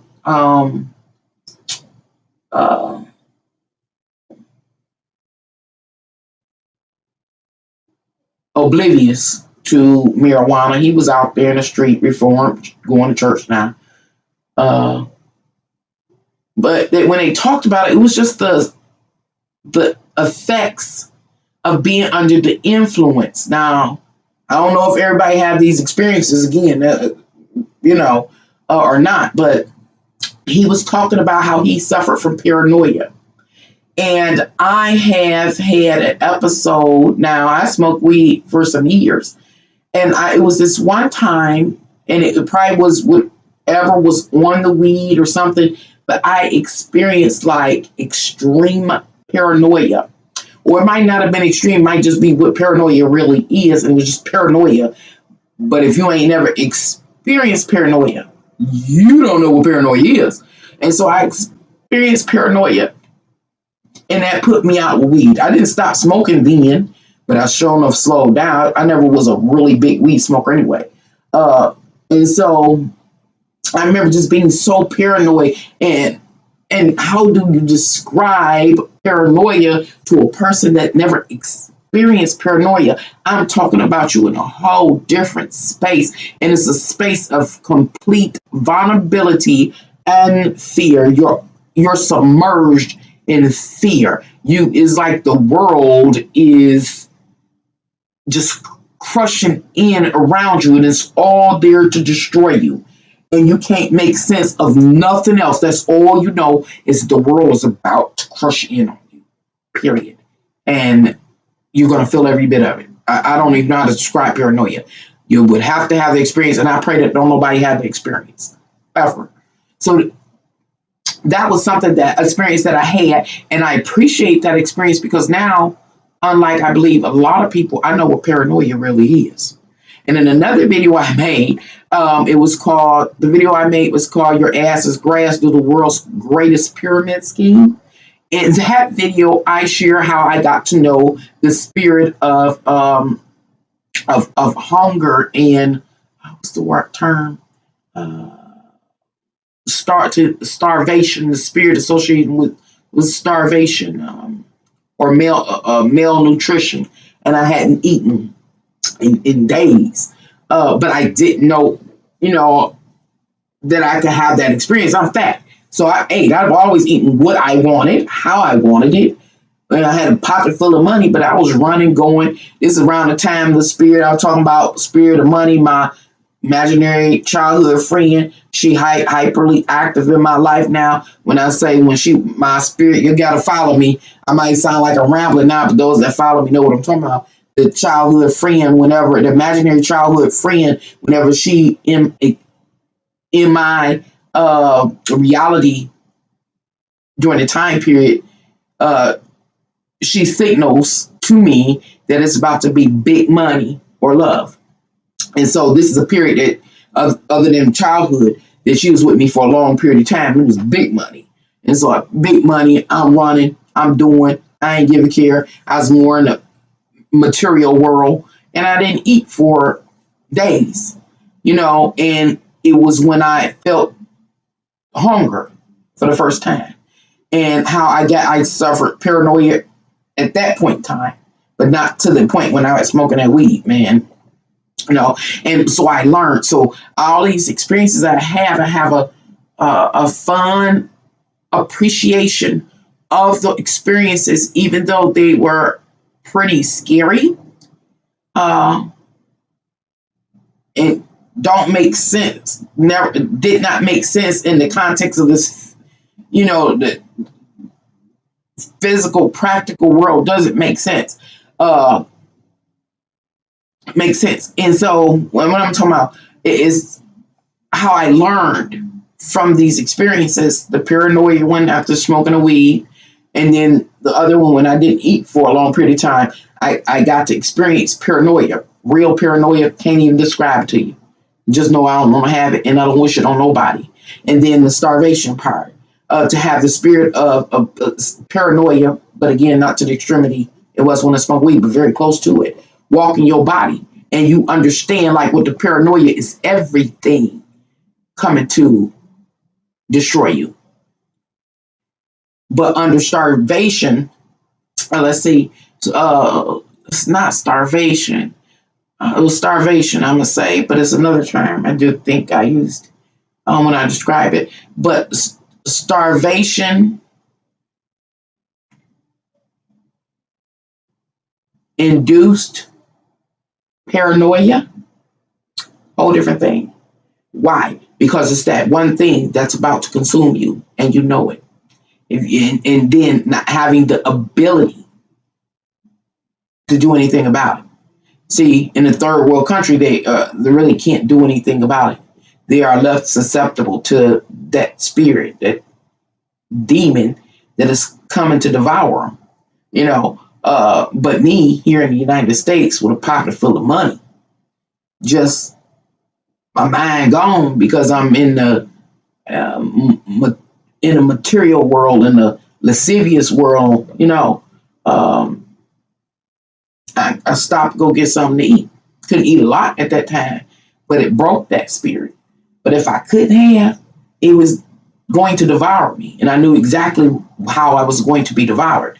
Again, paranoia overall, you don't know how you're going to be devoured. You know you're going to be devoured by any and everything that is in existence, including the air, the space, just time, it, that paranoia.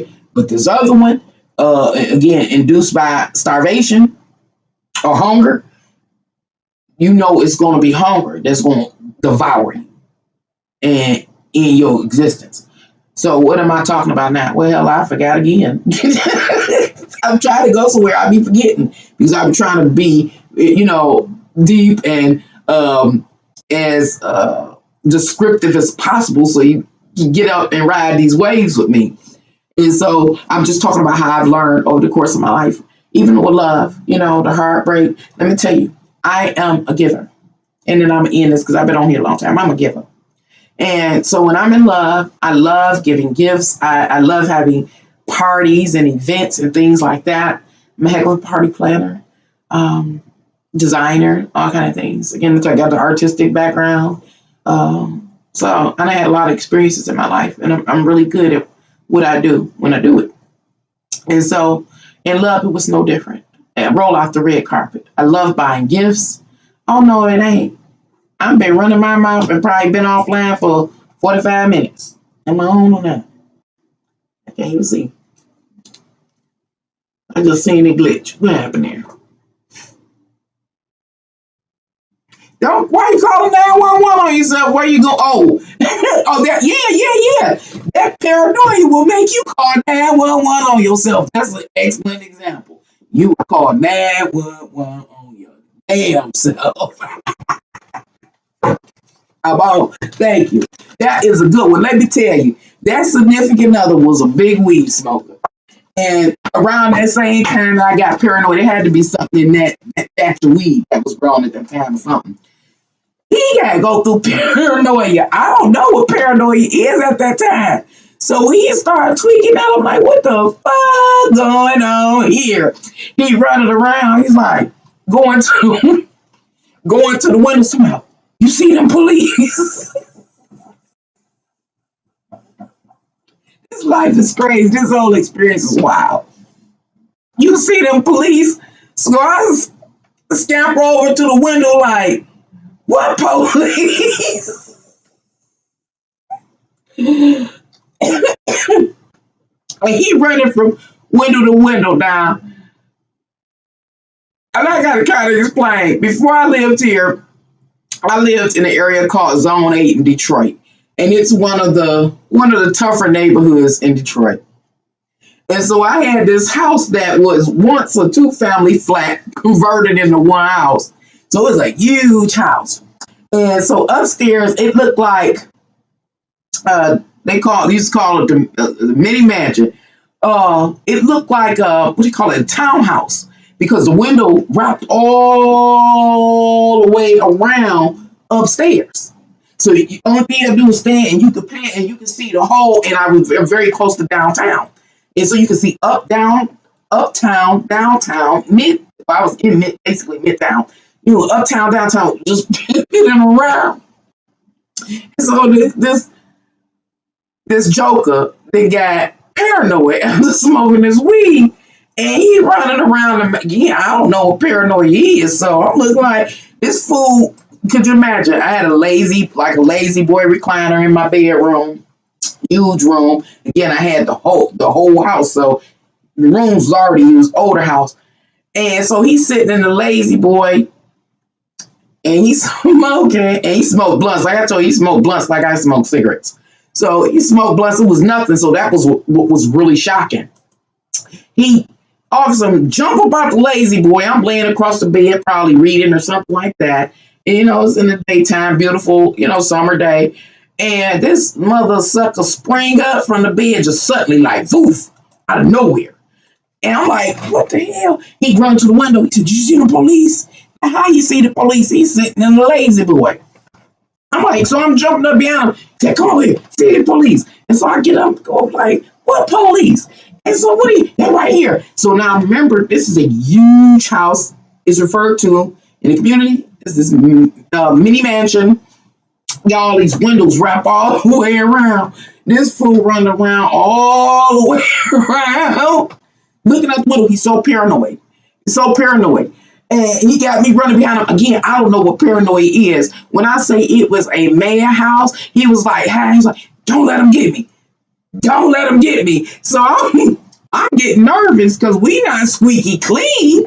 I'm like, "Oh Lord, we in trouble." But I can't see nothing. His mind got the story going on. He like it was calling 911 on himself. I was like, "How damn?" But I say you got why he didn't learn from that situation. Me, I learned from that situation.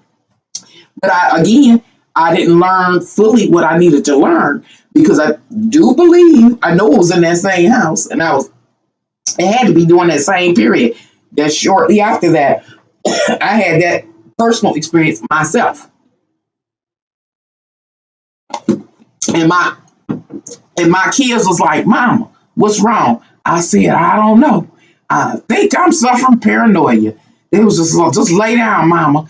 I was like, "Oh no, something comes. I'm about to get crushed." I just remember this overwhelming feeling about to be being not crushed but devoured that all that existed at the same time.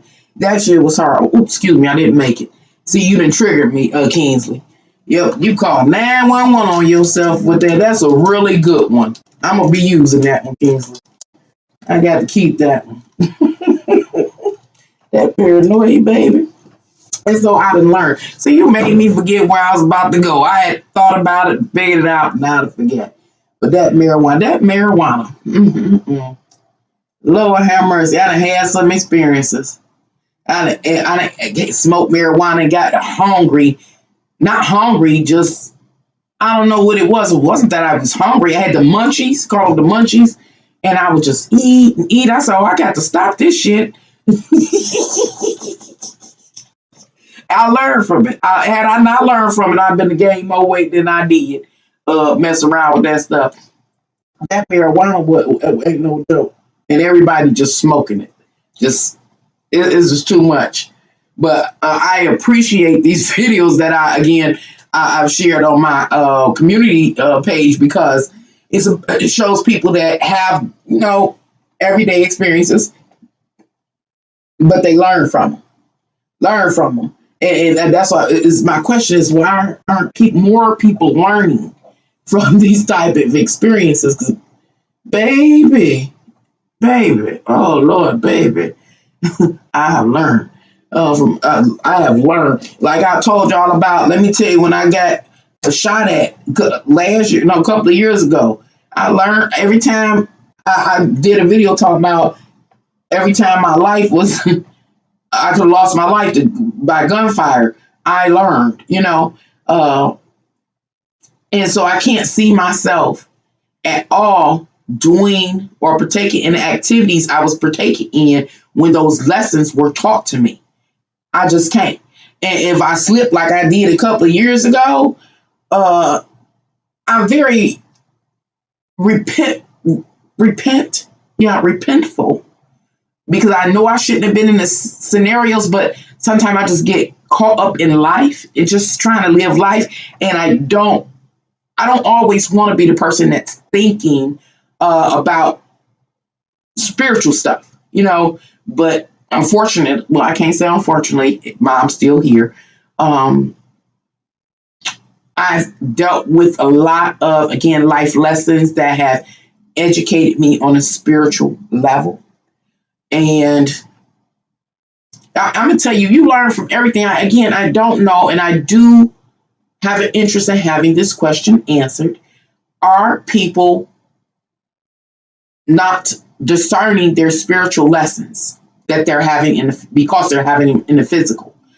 When I had my son, who's now 31, I remember the doctor asking me my first child, and again, when I was 20, I don't know that I'm having, these spiritual experiences that I don't know they're going to keep being reoccurring in my life.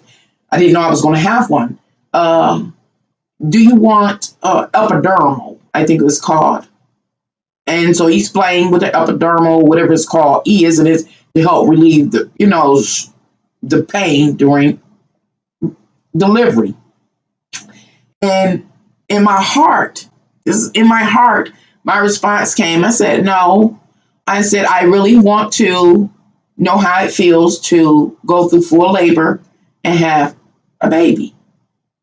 Sarah, you sure? Nurse Sarah, you sure? I said, yeah.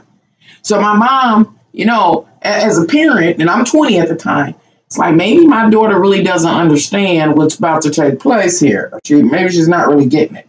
And so my mom moved to explain it to me again, hey, this is going to get a little intense, and you have the option of having this epidermal or dermal to help alleviate some of the pain and the intensity of having childbirth.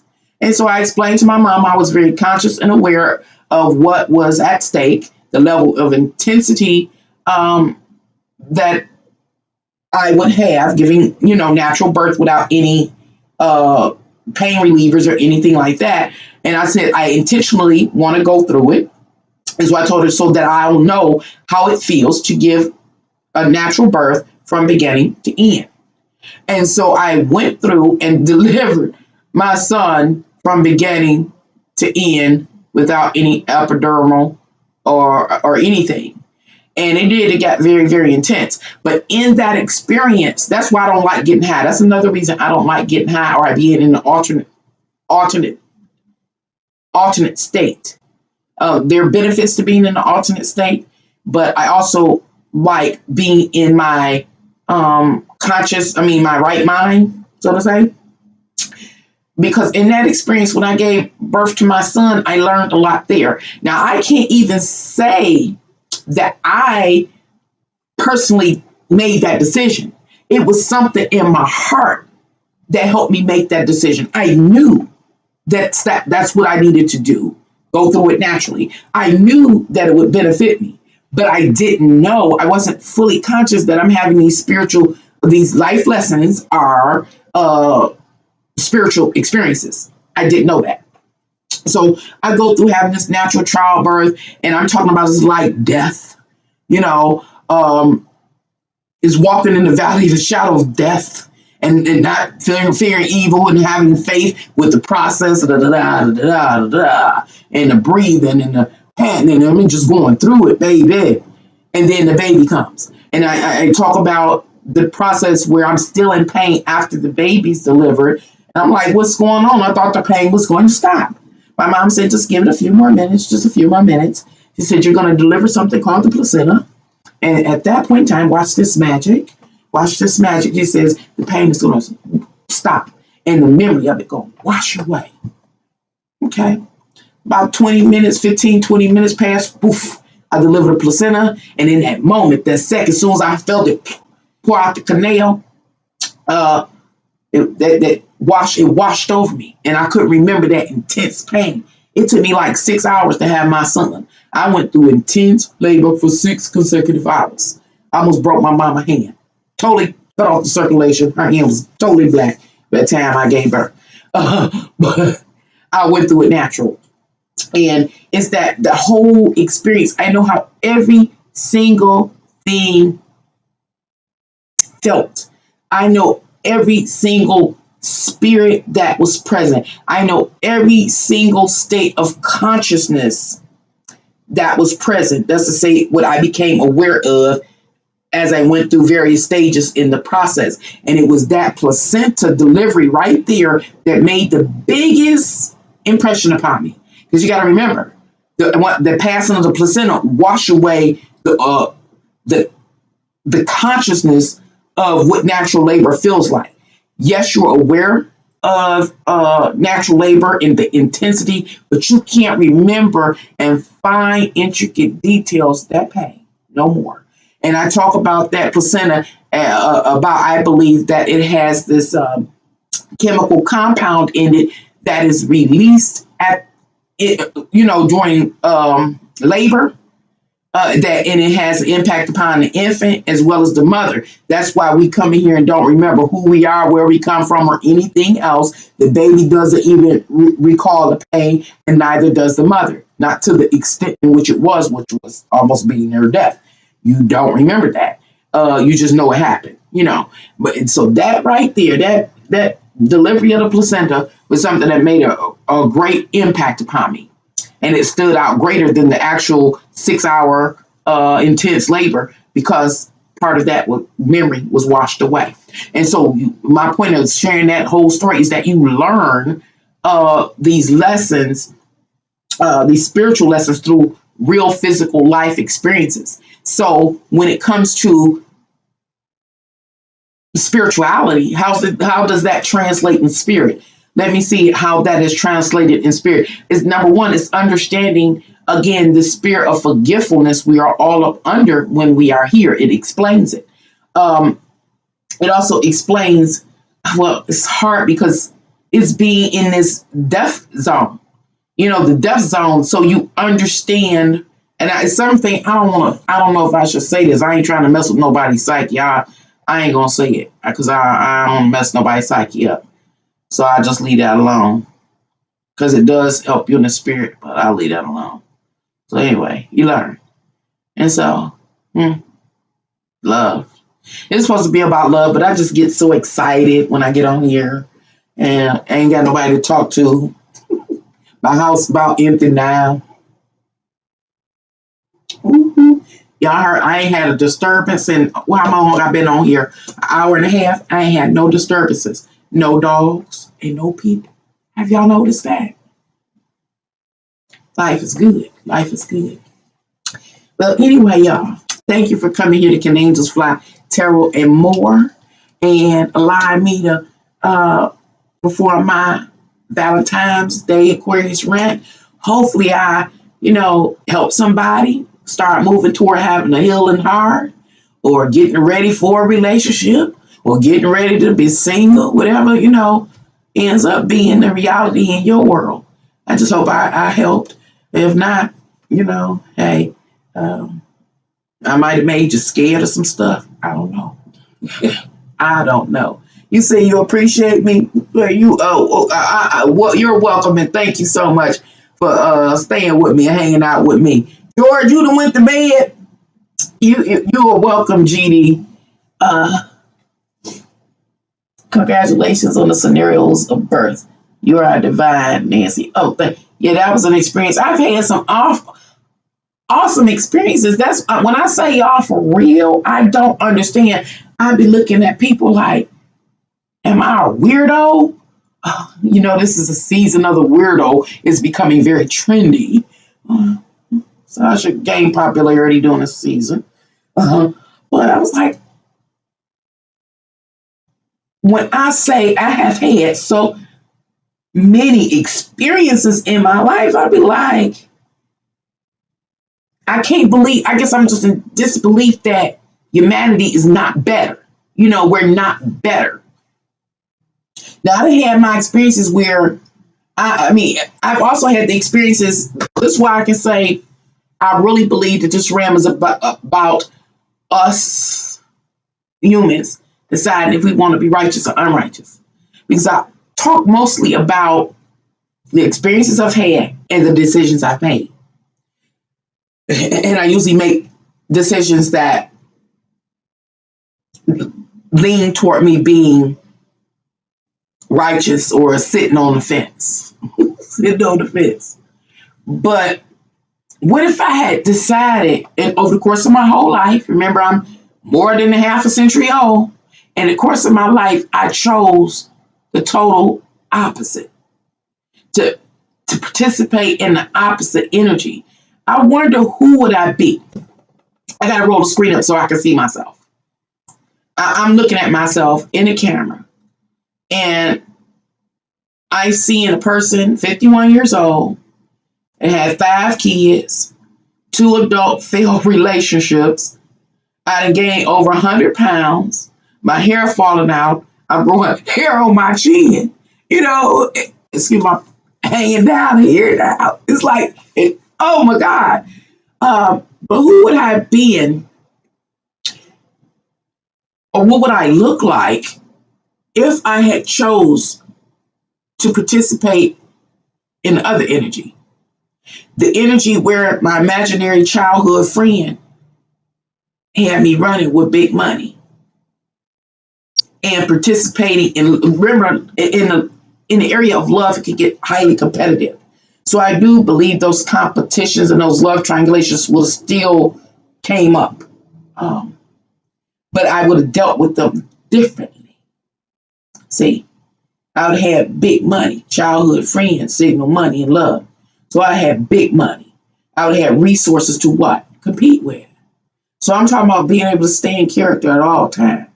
I'm talking about being able to wield firepower and be willing to execute it. I'm talking about knowing my role in society and in my immediate environment and playing my role. Who would I be? Would I have had time to sit on the couch all the years and raise my children and eat bonbons? I may not have even had as many children. I may not have, maybe may have not had any children, but I'm gonna say hypothetically, case scenario, I would. Would I have been a mother that just left my kids anywhere? But if I got the big money, maybe I'm paying, I got an in-home child care, and I'm running the street. My relationship would be different with my children. My children would be different. If I had, participated and went about, went the other path, well, maybe I still have my long natural hair. Why? Because I could go over and over again to the beauty shop. My nails will still be naturally, extremely long. Why? Because I could afford to pay that $70, $80 every 2 weeks. You know what I'm saying? So I'll be a different person. My whole appearance would be different. But what I have learned,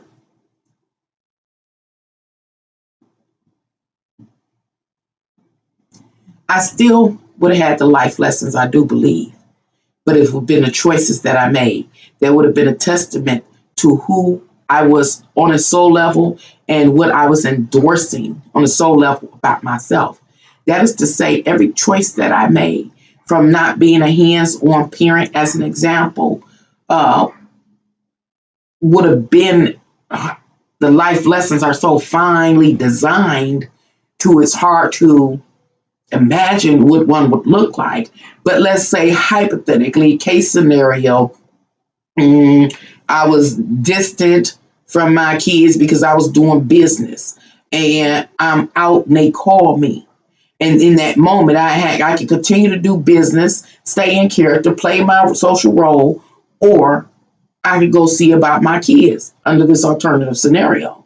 But I choose business. You know what I'm saying? That's a testament to who I am in my soul and spirit. And the impact it would have on my kids, as well as like whatever the business I'm partaking in, that kind of thing. Um,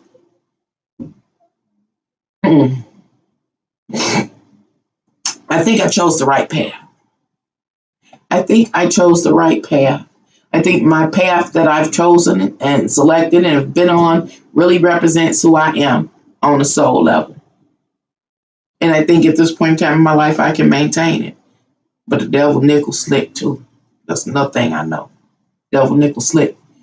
When I say devil nickel slick, what do I mean? I might at this point in time I say, well, I'm old now. Same opportunities won't open up now. And if I know this, I allow myself to think that way, the devil come and show me something different and will offer me all those kingdoms. And if ask me, do I want to take them? So I know you can change your ways at any given time. But the question is, why did I make the choices that I made? Again, it was always near to my heart. It was always something there, like the good angel, bad angel on the shoulder. The bad angel never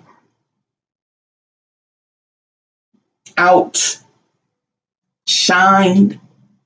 the get angel, or the devil never could. None of them talked loud, or communicated loud. But I don't have a better way to say it. The bad angel could never be as loud as the good angel, or trying to lead me and consult me. It never did. It never ever stood out louder.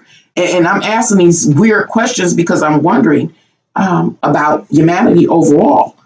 I believe that we're still progressing toward one world order, and I think that whole conspiracy theory or idea or ideology about a one world order, the totalitarian reign, or what else is referred to as, or um, as one world order, or this new paradigm. Um, I think it is the same thing as that which was taught in religion about the coming of God or Satan. It's all the same. It's the same story, just told differently using different terminology. And so I